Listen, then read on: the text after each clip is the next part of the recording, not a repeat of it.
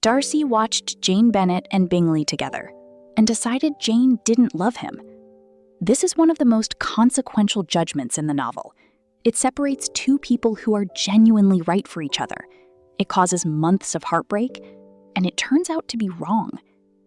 But here's the uncomfortable question. Given what Darcy could actually see, was his conclusion unreasonable? And why, of all people, did the man who spent so much of the novel reading other people fail to read Jane correctly? How could you do it? Because I believed your sister indifferent to him. Indifferent? I watched them most carefully and realized his attachment was deeper than hers. That's because she's shy. Bingley, too, is modest and was persuaded she didn't feel strongly Because for him. you suggested it.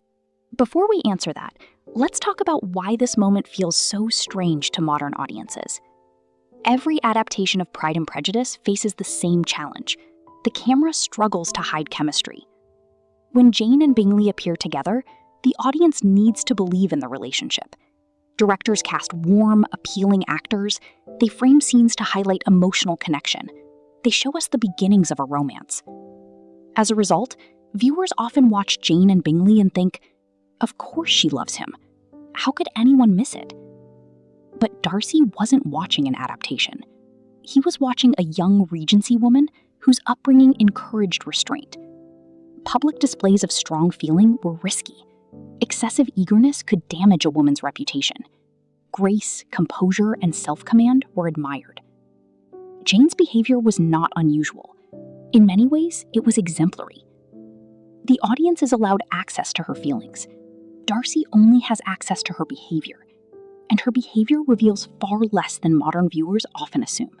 I have a beautiful grey. Of course, Caroline's a much better rider than I am. Of course. Darcy's mistake begins with a reasonable observation. He notices that Jane is calm. He notices that she rarely distinguishes Bingley from everyone else around her. He notices that Bingley's attachment is much more visible than hers. And from those observations, he draws a conclusion.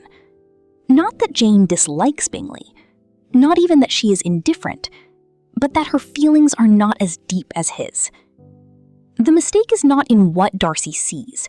The mistake is in how confidently he interprets it. Darcy appears to believe that genuine attachment eventually becomes visible, that real feeling leaves traces.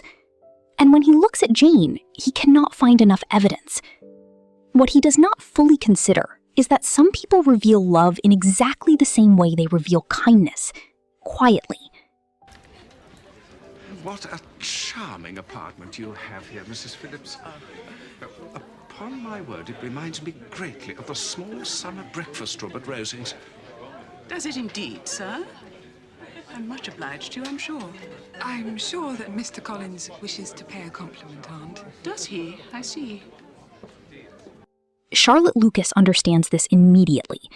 She tells Elizabeth that Jane should make her feelings more obvious or risk losing Bingley altogether.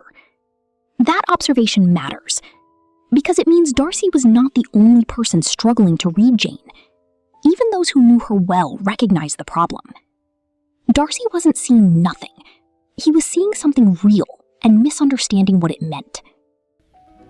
There I engaged in the office of pointing out to him the certain evils of his choice of your sister as a prospective bride. It was not difficult to convince him of your sister's indifference to him. And there is another complication. Jane is reserved. Bingley is not. But Bingley has a different weakness. He places enormous trust in the judgment of people he loves, especially Darcy. So the situation is almost perfectly designed for misunderstanding.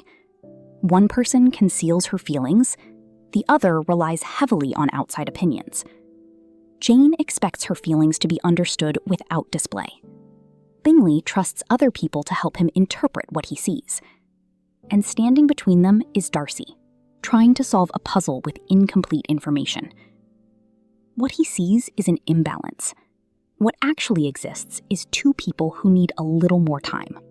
Why Darcy, of all people, got this wrong?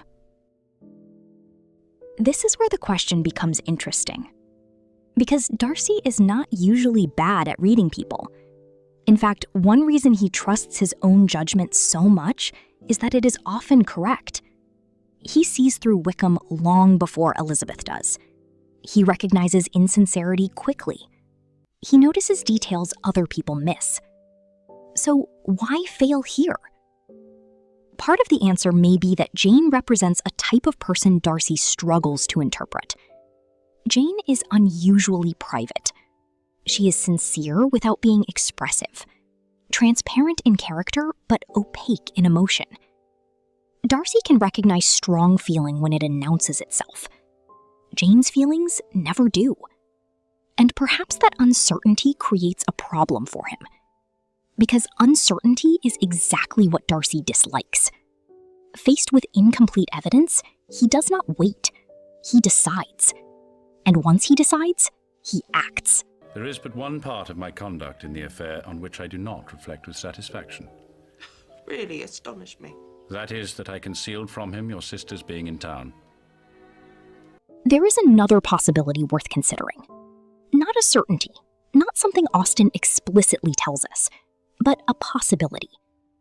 By the time Darcy observes Jane and Bingley, he has already lived through the Wickham crisis involving Georgiana. He has recently learned how much can be hidden beneath a calm exterior, how much vulnerability can exist behind apparent composure.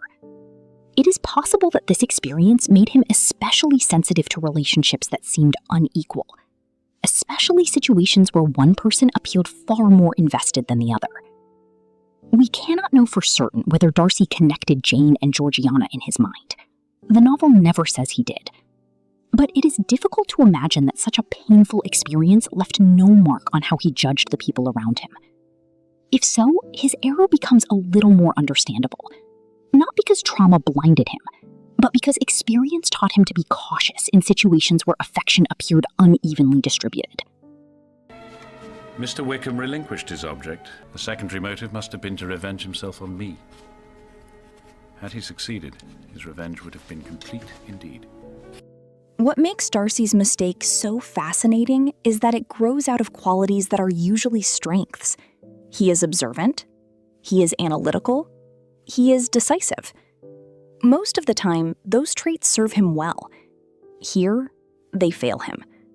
Not because he sees nothing, because he sees too little and concludes too much. He mistakes limited evidence for complete understanding. And that mistake sits at the heart of Pride and Prejudice. Again and again, Austen shows intelligent people drawing confident conclusions from partial information. Darcy does it. Elizabeth does it. Almost everyone does it. The difference is that Darcy eventually learns to distrust his own certainty. And that lesson changes everything. Darcy didn't see nothing when he watched Jane and Bingley. He saw composure. He saw restraint. He saw a woman whose feelings were difficult to measure. And from those observations, he built an entire story. The tragedy is not that he lacked evidence. The tragedy is that he believed the evidence was complete. Tell me in the comments, do you think Darcy's judgment of Jane was reasonable given what he could actually see, or should he have known better? I'm Sana. This is Monica's Pie. The story's never just the story.